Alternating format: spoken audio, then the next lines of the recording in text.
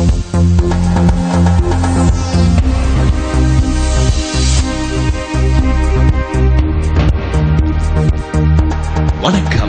இது news first prime time sunrise. அனைவருக்கும் இனிய காலை வணக்கம். இணைந்திருப்பது இலங்கையின் முதற்தர செய்தி வழங்குகிற நியூஸ் ஃபர்ஸ்டின் காலை நேர பிரதான செய்தி அறிக்கையுடன் சர்வதேசத்தின் பல பாகங்களிலுமிருந்து சக்தி குளோபலோடு இணைந்திருக்கும் உங்களை சந்திப்பதில் மிகுந்த மகிழ்ச்சி. விரிவான செய்திகளுக்கு செல்லும் முன்னர் முதலில் தலைப்புச் செய்திகள்.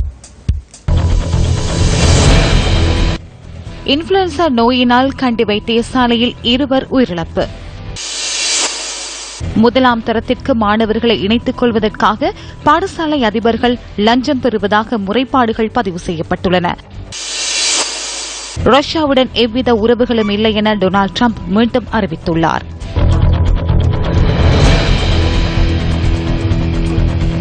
நாட்டில் நிலவும் குளிரான வானிலை காரணமாக இன்ஃபுளுவன்சா நோய் தாக்கம் அதிகரித்துள்ளதாக சுகாதார தரப்பு தெரிவிக்கின்றது. இன்ஃபுளுவன்சா நோயினால் பாதிக்கப்பட்ட 2 கண்டி போதனா வைத்தியசாலையில் உயிரிழந்துள்ளனர். சிறுநீரக பிரிவில் குருதி மாற்றும் சிகிச்சைகளுக்காக அனுமதிக்கப்பட்டிருந்த 2 இன்ஃபுளுவன்சா நோயினால் உயிரிழந்துள்ளதாக வைத்தியசாலையின் பணிப்பாளர் டாக்டர் சமன் ரத்நாயக்க தெரிவித்தார். அத்துடன் சளி, இருமல் போன்ற நோய் அறிகுறிகளுடன் வரும் நோயாளிகளுக்கு அனைத்து விதமான பரிசோதனை நடவடிக்கைகளை முன்னெடுப்பதற்கும் நடவடிக்கை மேற்கொள்ளப்பட்டுள்ளதாக கண்டி போதனா வைத்தியசாலையின் பணிப்பாளர் குறிப்பிட்டார். கர்ப்பிணிகள் மற்றும் சிறு பிள்ளைகளுக்கு இன்ஃபுளுவன்சா நோய் தாக்கம் அதிகரிப்பதற்கான வாய்ப்புகள் காணப்படுவதாகவும் சுகாதார அமைச்சினால் எச்சரிக்கை விடுக்கப்பட்டுள்ளது. முதலாம் தரத்திற்கு மாணவர்களை இணைத்துக் கொள்வதற்காக பாடசாலை அதிபர்கள் இளஞ்சம் பெறுவதாக தெரிவித்து அதிக முறைப்பாடுகள் பதிவு செய்யப்பட்டுள்ளதாக இளஞ்ச ஊழல் விசாரணை ஆணைக்குழு தெரிவிக்கின்றது. அதிபர்கள் கையூட்டு பெறுவது தொடர்பில் முறைப்பாடு செய்வதற்கான சந்தர்ப்பங்கள் ஏற்படுத்தி கொடுக்கப்பட்டுள்ளதாக இதன்போது ஆணைக்குழுவின் தலைவர் நெவில் குருகே குறிப்பிடுகின்றார். எனினும் இதுகுறித்து உடனடியாக முறைப்பாடு செய்வதற்கு பெற்றோர்கள் தயக்கம் காட்டுவதாகவும் அவர் சுட்டிக்காட்டினார். இளஞ்சம் பெறும் அதிபர்கள் குறித்து உடனடி நடவடிக்கை மேற்கொள்ளப்படும் அதேவேளை பிள்ளைகளின் பாதுகாப்பும் உறுதி செய்யப்படும் என இளஞ்ச ஊழல் விசாரணை ஆணைக்குழுவின் தலைவர் நியூஸ் ஃபர்ஸ்டுக்கு தெரிவித்தார். இலவச கல்வி மற்றும் இலவச சுகாதார கல்வி தொடர்பில் எடுக்கப்படுகின்ற தீர்மானங்களுக்கு எதிர்ப்பு தெரிவித்து சில பல்கலைக்கழகங்கள் நேற்று தினம் ஆர்ப்பாட்டத்தில் ஈடுபட்டன. தேசிய பல்கலைக்கழகங்கள் மானியங்கள் ஆணைக்குழுவினால் இந்த ஆர்ப்பாட்டம் முன்னெடுக்கப்பட்டிருந்தமை குறிப்பிடத்தக்கது. பேராதனிய பல்கலைக்கழக மாணவர்கள் பொறியியல் பீடத்திலிருந்து கலாக சந்தி வரை பேராதனிய பல்கலைக்கழக மாணவர்கள் பொருளை சந்தியிலிருந்து கலகா சந்தி வரை பேரணியாக ஆர்ப்பாட்டக்காரர்கள் தெரிவித்தனர். இதேவேளை சப்ரகமுவா பல்கலைக்கழக மாணவர்களும் ஆர்ப்பாட்ட முறையை முன்னெடுத்தனர்.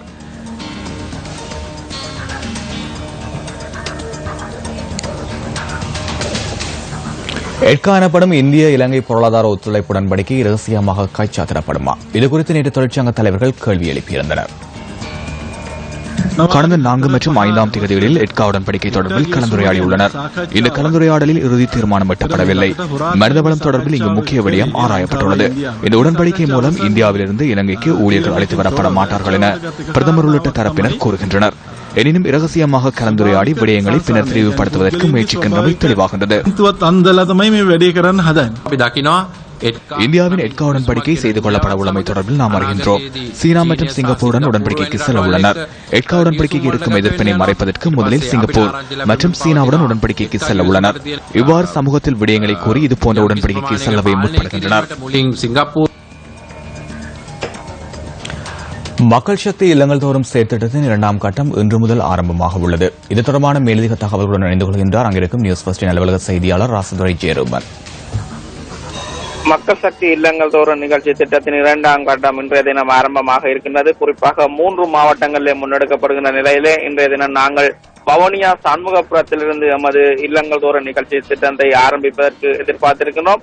அதேபோல் நாளை மறுதினமும் நாங்கள் வவுனியா நகரில் கிராமங்களுக்கு சென்று மக்களுடைய பிரச்சனைகளை பதிவு செய்து அவர்களுக்கான தீர்வினை எட்டுவதற்கான ஒரு நடவடிக்கைகளை மேற்கொள்ளும் திட்டத்துடன் இந்த மக்கள் இல்லங்கள் தோறும் திட்டங்கள் 2ஆம் கட்டமாக நடைமுறைப்படுத்தப்படுகின்றது. அதேபோல் நாங்கள் வட மாகாணத்தின் 5 மாவட்டங்களுக்கும் அதனை அடுத்து செல்லவிருக்கும். நாட்டில் 25 மாவட்டங்களுக்கும் சென்று மக்களது பிரச்சனைகளை பதிவு செய்து கிராம மக்கள் எதிர்நோக்கும் பிரச்சனைகளை நாங்கள் வெளிக்கொண்டு வருவதற்கான ஒரு நடவடிக்கைகளை நாங்கள் மேற்கொண்டு வருகின்றோம். நியூஸ் செய்திகளுக்காக வவுனியாவிலிருந்து ராசதுரை ஜெயரூபன்.